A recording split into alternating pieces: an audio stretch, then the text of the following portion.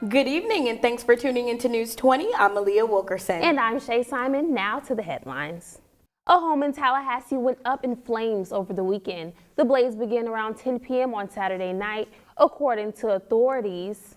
Firefighters were called to the home not far from Scenic Road and Ivan Drive after a neighbor called reporting flames were coming from the back of the home. 4 fire stations were required to put the fire out. Estimated damage from the fire is expected to exceed $200,000. No one was hurt in the blaze, and the cause of the fire is still under investigation. Another family is also searching for a new place to live this evening following a fire at their home off of Bayberry Drive in Tallahassee. As Belinda J. Wesley tells us, through the devastation, there is one great act of kindness. I lost everything. That's Johnston Noble, the owner of this mobile home. It caught fire over the weekend. He and his family of 10 escaped the clutches of the blaze. 7 of the 10 are children. Everything they owned is gone. Do what I can for while she in there. You can see the wreckage behind me. A mobile home was destroyed due to electrical issues. Now the family is separated and one is still in the hospital. It happened so fast. It literally happened within like 5 or 10 minutes. Terry Waters, a neighbor, took it upon herself to care for the children while their grandmother is recovering in the hospital and their father makes plans for new housing. There was smoke, and there was screams, and then there was flames, and then there was nothing. The smell of smoke still in the air, and Johnston is still shaken up about his home and his family being separated. It's just hard for me to talk about it because I'm in shock. I know I work hard for this. I worry about her, worry about the kids. I got to do what I can for while she in there. I'm trying my best until their grandmother gets home. So that's what that is. Like, why split a family into 3 different households when they can go into one? Johnston says their home may be gone, but this is not their end.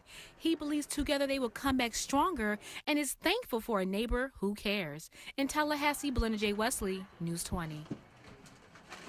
And if you would like to help, donations for the family can be dropped off at the School of Arts and Sciences off Thomasville Road in Tallahassee. In a more serious turn of events, a man was hit and killed on Sunday afternoon. The man, 34-year-old Andrew Chester, was walking alongside North Monroe Street when he was hit by an SUV. Chester died at the scene. As a result, traffic was diverted onto Fred George Road until troopers finished clearing the scene. In this continuing coverage, you may remember the death of a Florida State student, Andrew Coffey, who died at an off-campus party, triggered a ban of the university's Greek life. Well, the Greeks are back. President Thrasher allowed for recruitment and philanthropy events, but has not yet lifted the ban on social events and alcohol. Thrasher let students know that despite the partial lift of the ban, that there will be real changes in campus culture. The president is working with fraternity and sorority leadership to develop guidelines for Greek activities. Medical marijuana delivery in Tallahassee is now available to registered patients through participating licensed dispensaries. It is now possible to have your cannabis products delivered if you choose this option. The number of dispensaries that discreetly deliver marijuana products in Tallahassee and throughout North Florida is growing as the program expands. I am not a huge fan of the legislator telling us what's in our best interest, Mayor Andrew Gillum said. We ought to be the ones determining what is best for us, what is best for Tallahassee. Be My Neighbor Day happened over the weekend. I went out with my camera and was able to capture the beauty of Tallahassee through its people. There's also a read and stroll activity. A trip on the trolley, a splash in the pond, and a neighborhood bond. WFSU Media took over downtown Tallahassee this weekend with only one remark in mind: be my neighbor. The second annual Be My Neighbor event brought the Tallahassee community together to know one another, but the kids, they were just excited to see their friend Daniel Tiger. Did you see Daniel the Tiger yet? Yeah. Yeah, was he cool? Yeah. And he got the toy trainers. Oh, wow. Children were excited to spend quality time with their furry friend.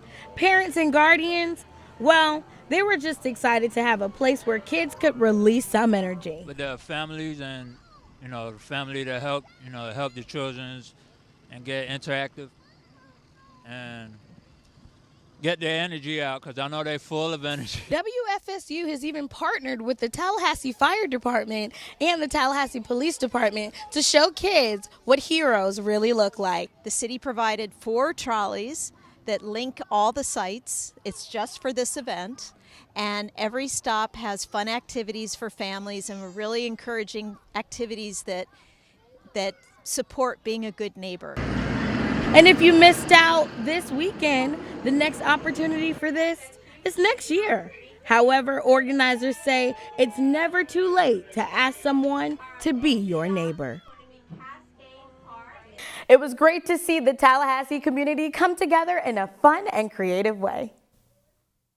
And on to the results of last night's Super Bowl game. For that, we turn to our sports director, Brandon Jones. Well, I just watched for the commercials, Brandon, but how did the game turn out? Yes, Shay, while the Super Bowl commercials were great, I'd have to say the game was even better. Late in the game, it looked like the New England Patriots were going to complete the comeback like they've done so many times before. The Pats took the lead with a Gronkowski touchdown, but the Eagles responded on the next drive, with Nick Foles leading the way. Foles connected with Zach Ertz, who dove into the end zone to reclaim the lead, and the Eagles went on to win their first Super Bowl 41-33. I'll have more on the big game later in the show.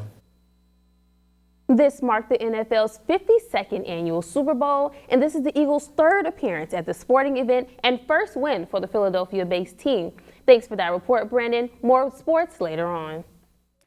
So many people have fallen sick with influenza this flu season that pharmacies have run out of flu medicines. I went out into the community to get more on the story. Is often prescribed.